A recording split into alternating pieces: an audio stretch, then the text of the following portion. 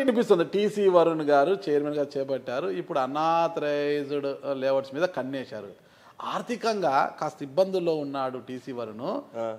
దొరికింది ఆవిడ చైర్మన్ కుర్చీ, ఇక దున్నుకోవడానికే మొత్తం కూడా అన్ఆథరైజ్డ్ లేఅవుట్స్ అవి ఇవి అనేసి కథలు చెప్తున్నాడు.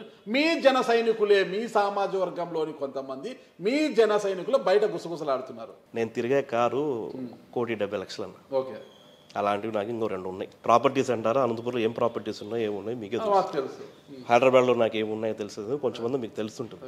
బ్రహ్మాండమైన బిజినెస్లు ఉన్నాయి. బిజినెస్లు ఏం చేయను కొంచెం మా ఇంట్లో వాళ్ళు వైఫ్ వాళ్ళు చేస్తుంటారు.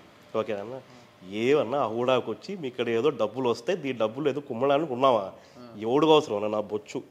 ఈరోజు చెప్తాను, మా నాయకుడు ఇక్కడ నాకు ఇక్కడ ఎదురు కనపడుతున్నాడు.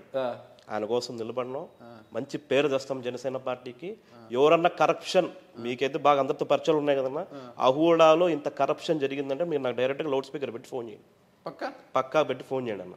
ప్లస్ ఎవరైతే ఫైల్స్ పెట్టుకుంటారో మామూలుగా ఈ డెవలప్మెంట్ అథారిటీస్లో కొంచెం డిలే ఉంటాయి అన్న. టైం లైన్ ప్రకారం ఫైల్ కూడా నామ్స్ ప్రకారం ఉంటే ఫినిష్ చేసి పంపిస్తాం.